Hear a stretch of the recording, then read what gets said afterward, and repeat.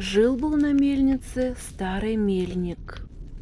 Не было у него ни жены, ни детей, и служило у него 3 работников.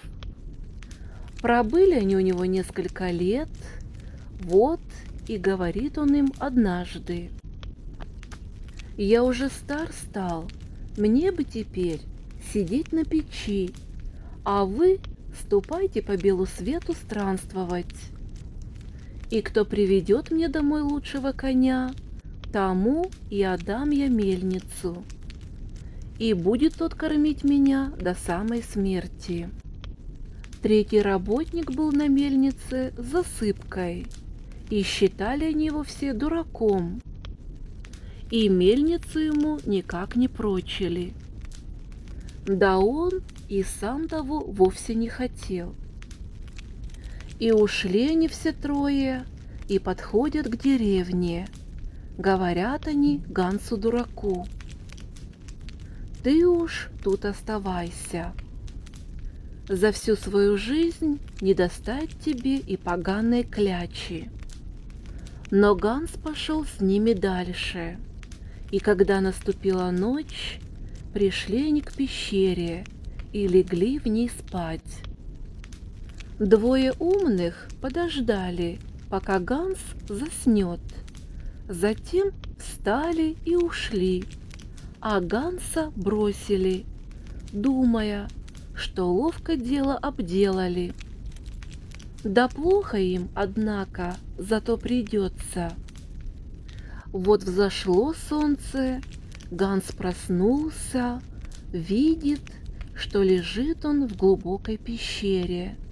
Он оглянулся и крикнул: «Господи, где же я это?» Он поднялся и выбрался из пещеры наверх и пошел в лес. Идет он и думает: «Один я остался, все меня бросили, как найти мне теперь коня?» Шел он, погруженный в свои думы, и встретил по дороге маленькую пеструю кошечку. Она ласково с ним заговорила: «Ганс, куда это ты идешь?» «Ах, да чем же ты мне можешь помочь?» «Я о твоем желании хорошо знаю», — сказала кошечка. «Ты хочешь, чтобы у тебя была красивая лошадь? Ступай вместе со мной и будь мне верным слугою 7 лет. И я дам тебе за то лошадь такую красивую, какую ты в своей жизни и не видывал». «Должно быть, это волшебная кошка», — подумал Ганс. «Хотелось бы мне посмотреть, правду ли она говорит». И повела она его в свой маленький заколдованный замок. И жили в нем только одни кошечки, и все они ей прислуживали. Они проворно носились по лестнице вверх и вниз, и были довольные да веселые. Вечером, когда они уселись за стол, 3 кошечки принялись за музыку. Одна играла на контрабасе, другая на скрипке, а 3-я трубила в трубу и надувала щеки изо всех сил. Когда они поели, и стол уже был убран, кошка ему и говорит: «Ну, Ганс, давай теперь с тобой потанцуем». «Нет», — говорит он, — «с кошкой плясать я не стану. Этого делать мне в жизни еще ни разу не доводилось». «Тогда отведите его в постель», — сказала она кошечкам. И зажгла ему свечку в спальне одна из кошечек, а другая стала стаскивать с него башмаки, 3-я чулки, и, наконец, одна из кошечек потушила свечу. А на другое утро они снова явились и помогли ему встать с постели и одеться. Одна натягивала ему чулки, другая завязывала подвязки, третья подала ему башмаки, а еще одна умыла его, а лицо вытерла ему хвостом. Делать это она умеет очень нежно, заметил Ганс. Но приходилось ему для кошки и работать. Каждый день дрова рубить, да как можно помельче. И для этого ему дали серебряный топор. Клин и пила были тоже серебряные, а колода была медная. Вот так и колол он дрова, жил в кошкином доме, ел да пил хорошо, но, видать, никого не видал, кроме пестрой кошки да разных ее служанок. Вот однажды и говорит она Гансу: «Ступай, да выкоси мой лужок, а трава пусть пойдет на сено». И дала она ему серебряную косу, а брусок был золотой. И велела она ему все это в точности после работы сделать. Ганс пошел и сделал, что было ему велено. Окончив работу, принес он косу, брусок и сено домой и спрашивает: не заплатит ли она ему уже за работу? «Нет, — говорит кошка, — ты должен еще кое-что для меня сделать. Вот тут стропила да бревна серебряные и плотничий топор, наугольники, скрепы, все, что надо для работы. И все это из серебра сделано. Хочу я построить себе маленький домик». И выстроил Ганс ей домик и сказал, что все он теперь уже сделал, а лошади-то у него пока что нету. И прошло 7 лет, словно полгода. И спросила кошка, хочет ли он поглядеть на ее лошадей. «Хочу», — ответил Ганс. И она открыла ему домик, открыла двери. Видит он, стоят 12 лошадей. И ах, какие они были статные, как блестели они да сверкали, прямо сердце радовалось. Тут дала она ему поесть и попить и сказала: «Ну, теперь ступай домой, а лошади твоей я не дам тебе с собой, но через 3 дня приду сама и приведу ее тебе». Собрался Ганс в дальний путь, и указала она ему дорогу к мельнице.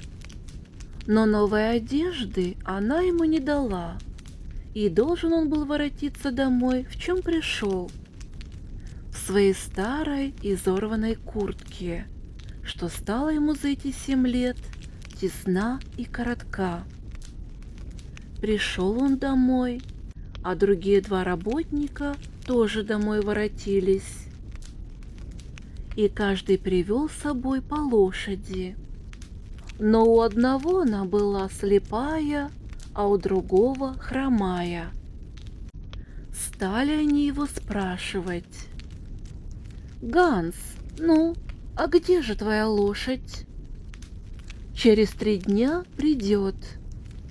Посмеялись они и говорят: «Да, Ганс, уж если ты получишь лошадь, то будет она хороша».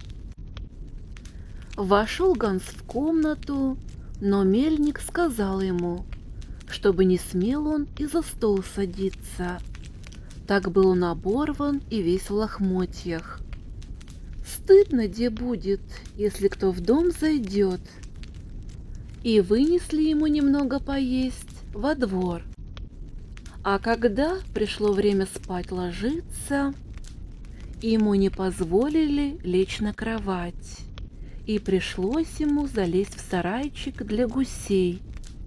и улечься на жесткой соломе. Просыпается он утром, а прошло уже 3 дня, и вот подъезжает карета, запряженная шестериком. Ах, как сияли кони, как блестели они, как все было красиво. И вел слуга 7-го коня, и был тот конь для бедного работника с мельницы. И вышла из той кареты красавица-королевна, и вошла она в мельницу. А королевна была та самая маленькая пестрая кошечка, которой бедный Ганс служил целых 7 лет.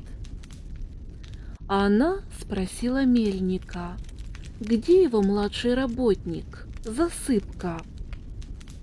И ответил мельник: да мы и на мельницу-то его пустить не можем, весь он оборванный, вон лежит он в сарае, где гуси. И сказала тогда королевна, чтобы тотчас его привели к ней. Привели Ганса, и должен он был одежкой своей прикрываться, и еле мог тело свое прикрыть лохмотьями. Достал слуга тогда пышные одежды, приумыл работника, приодел, и когда он был готов, то выглядел красивее любого короля. Затем королевна велела показать лошадей, приведенных 2 другими работниками. И была одна из них слепая, а другая хромая. И велела она привести тогда своего 7-го коня. Как увидел мельник того коня, сказал, что такого во дворе у него никогда еще не бывало. Вот этот конь и будет для младшего твоего работника, сказала королевна. Тогда уж и мельница будет его, сказал мельник. Но королевна ответила, что коня того дарит она ему, и мельница пусть останется у него. Взяла она своего верного Ганса, посадила его в карету и уехала с ним вместе. И поехали они сперва в маленький домик, который построил Ганс серебряным топором. А он, гляди, стал огромным замком. И все в нем внутри было из чистого золота до серебра. И вышла она замуж за Ганса, и стал он богат. Так богат, что на всю его жизнь хватило. Вот пускай никто не говорит, что раз дурак, то ни на что и не годен. Давным-давно в старом дремучем лесу жил охотник. Жил он совсем одиноко. Не было у него никого, кроме собаки, которую он брал с собой на охоту, да кошки, которая стерегла его дом. В диком уединении он научился понимать язык зверей. И однажды, совершенно случайно, услышал разговор кошки с собакой. «Мой дорогой друг», — обратилась собака к кошке, — «ты живешь, как в раю. Тебя отменно кормят, в то время как мне достаются только кости. Да и работа твоя не бог весть какая. Ты целый день сидишь дома, и погулять можешь, и поспать всласть. Вот бы мне такую жизнь.